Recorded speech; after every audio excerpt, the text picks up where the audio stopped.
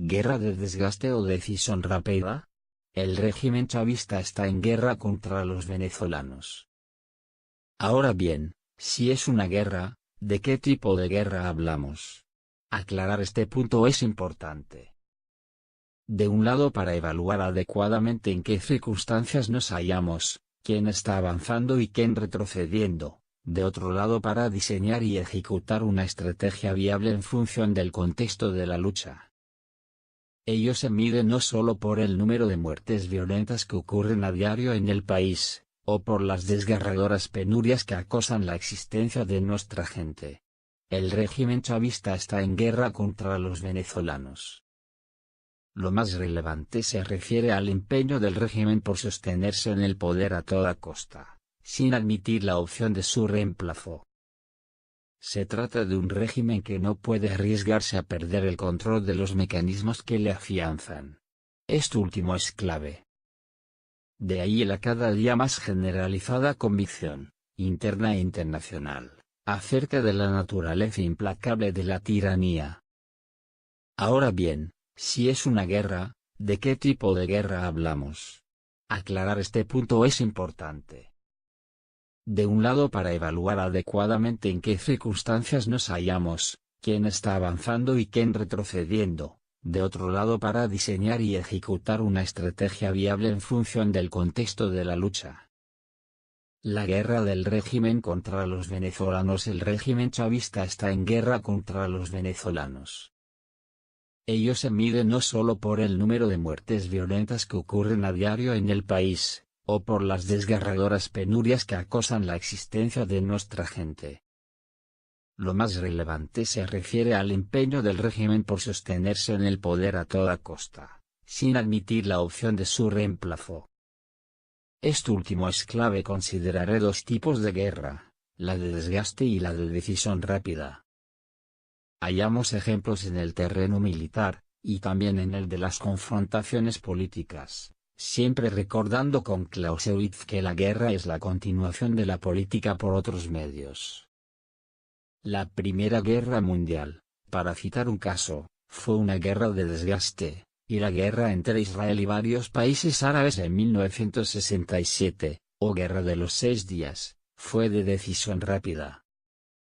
La confrontación entre los pueblos y los regímenes comunistas de Europa Oriental fue una guerra de desgaste, y la respuesta de Boris Yeltsin contra el golpe de los comunistas rezagados una especie de operación para la decisión rápida.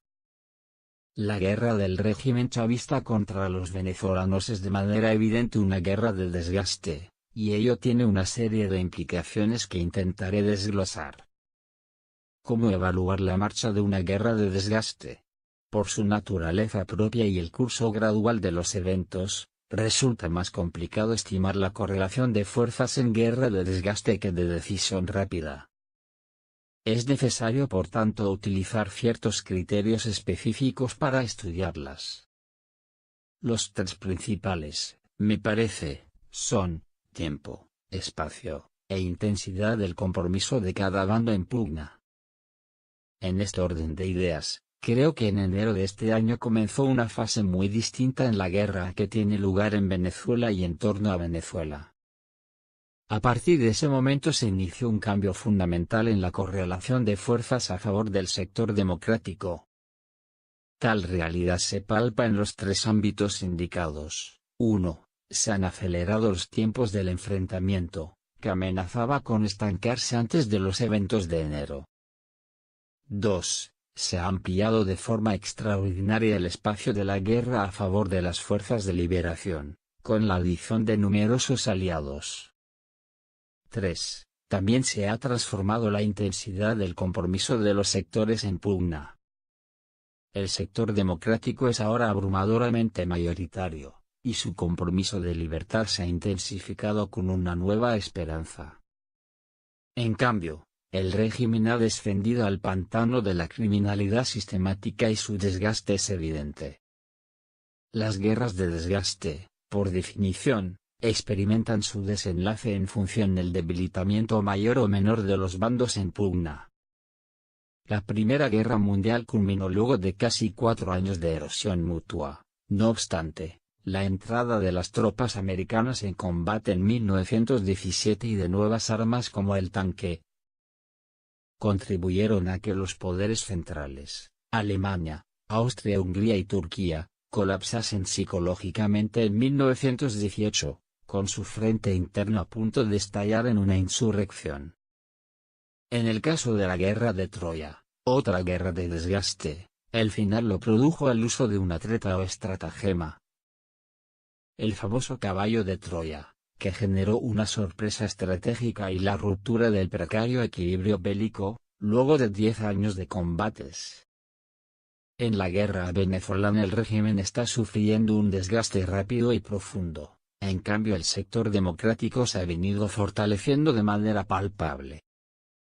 Para captarlo es necesario realizar un viaje con la imaginación y trasladarse a principios de enero pasado, cuando el panorama lucía muy distinto, y la desilusión se propagaba entre la gente. Lo más significativo a partir de entonces ha sido, y es el férreo compromiso del gobierno de los Estados Unidos con la libertad de Venezuela. Entiendo que el largo combate, las penalidades diarias y las frustraciones acumuladas generan a veces desaliento, pero hay que examinar con objetividad las situaciones. El gobierno de Donald Trump respalda con inflexible constancia la lucha por la liberación de Venezuela. Les mueven, desde luego, motivaciones geopolíticas, pero con base en una estrategia muy diferente a la miope y deleznable actitud de Barack Obama con relación a Venezuela y Cuba. Percibo en Donald Trump, John Bolton, Mike Pompeo, Marco Rubio, Elliot Abrams y otros un sentido de obligación moral, de deber, de responsabilidad sólidamente asumidos frente a la tragedia venezolana. A principios de 2019, Nicolás Maduro y sus secuaces y aliados podían vislumbrar un panorama que les complicaba los planos económico y social, pero que no mostraba grietas graves y apremiantes en los planos político interno y geopolítico internacional. Entramos a otro tiempo, a otro espacio y a otra definición del compromiso. Esto ha cambiado sustancialmente. La impaciencia es natural entre los que ansiamos la liberación del país, pero ello no significa que la impaciencia sea buena consejera. De hecho no lo es. Las guerras de desgaste exigen un análisis ponderado de las variaciones en la correlación de fuerzas, y una estrategia ajustada a ese análisis. Es cierto que las expectativas que se cifraron el pasado 23 de enero no tuvieron las consecuencias deseables, en el corto plazo. Tal vez quisimos transformar como por arte de magia una guerra de desgaste en otra de decisión rápida, sin haber entendido que la nueva fase estaba empezando, y no a punto de concluir de inmediato. Sin embargo, ese revés táctico no fue en modo alguno una derrota estratégica. Por el contrario, a partir de esa coyuntura la lucha democrática ha estado navegando con el viento a favor. El centro de gravedad del régimen es el lazo que le ata a Cuba, y de ahí la importancia de la expansión geopolítica del conflicto, por parte de Estados Unidos, contra la Cuba castrista y sus aliados. Rusia y China seguirán realizando gestos de apoyo hacia Maduro, pero su nivel de compromiso, para no hablar de sus verdaderas capacidades económicas y militares con incidencia en Venezuela, son muy inferiores a los de Estados Unidos. Mi impresión es que Washington ha ajustado sus percepciones acerca de cuál es, y dónde yace el centro de gravedad de la tiranía chavista. Las expectativas acerca de un quiebre interno de la institución armada tradicional en Venezuela no son lo decisivo. Ese centro de gravedad no se encuentra en el sector militar tradicional. Ese quiebre, a mi modo de ver, puede ocurrir y seguramente ocurrirá, pero será otro factor entre varios, un punto culminante adicional en un proceso de desgaste del régimen, que está teniendo lugar en diversos terrenos al mismo tiempo. El centro de gravedad del régimen es el lazo que le ata a Cuba, y de ahí la importancia de la expansión geopolítica del conflicto, por parte de Estados Unidos, contra la Cuba castrista y sus aliados. Rusia y China seguirán realizando gestos de apoyo hacia Maduro, pero su nivel de compromiso, para no hablar de sus verdaderas capacidades económicas y militares con incidencia en Venezuela. El ajedrez estratégico se juega principalmente en la oficina oval de la Casa Blanca. El resto de factores, si bien no deben subestimarse, tienen menos peso. Son muy inferiores a los de los Estados Unidos.